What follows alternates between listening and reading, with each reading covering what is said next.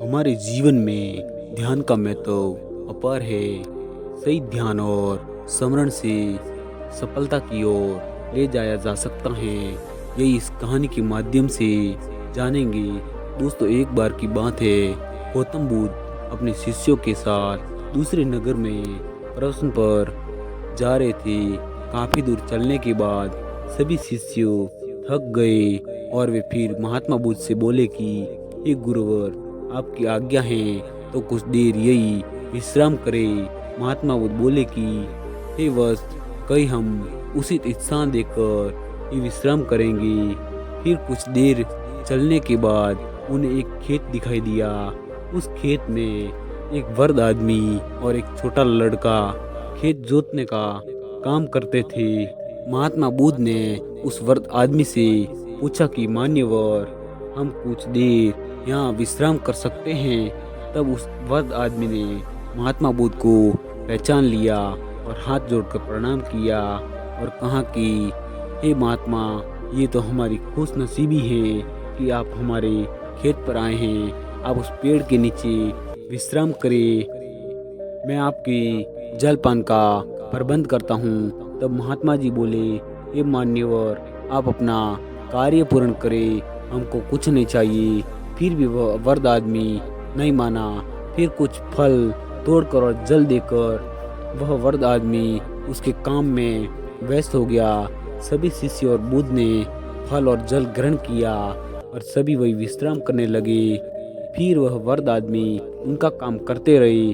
फिर उस आदमी का लड़का काम करते करते थक गया और मन में सोचने लगा कि अभी तो आधा खेत ही जोता है और आधा खेत अभी बाकी है। अब मैं कुछ देर विश्राम कर लूं, फिर आधा खेत जोतूंगा।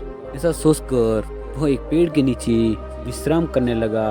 पेड़ की ठंडी ठंडी हवा में उस आदमी का लड़का गहरी नींद में सो गया। लेकिन वह आदमी निरंतर उस कार्य में लगे रहे। फिर जब उस आदमी का लड़का नींद से जागा, तब तक उस वृद्ध आदमी ने सारा खेत जोत लिया। वह नज़ारा महात्मा बुद्ध व उनके शिष्यों ने देखा।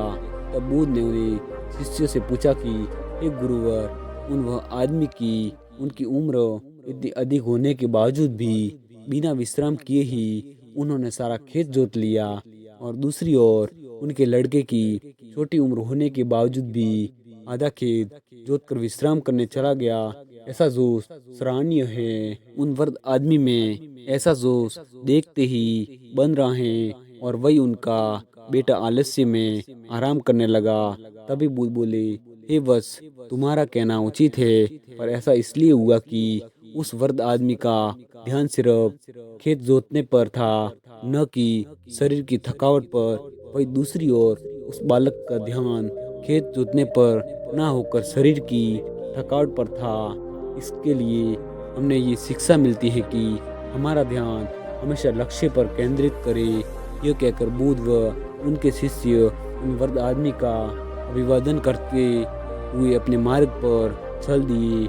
मोरल ऑफ द स्टोरी, दोस्तों, हमने इस कहानी के माध्यम से देखा कि एक सफल जीवन के लिए ध्यान व समर्पण महत्व क्या है। यह हमें याद दिलाता है कि अपने लक्ष्य को प्राप्त करने के लिए अपने समय समय पर विश्राम करना जरूरी है। लेकिन इसका मतलब यह नहीं कि हमें अपने कामों में आलस्य करें। सही ध्यान व समर्पण से समस्त चुनौतियों का सामना कर सकते हैं और अपने लक्ष्य में सफल हो सकते हैं।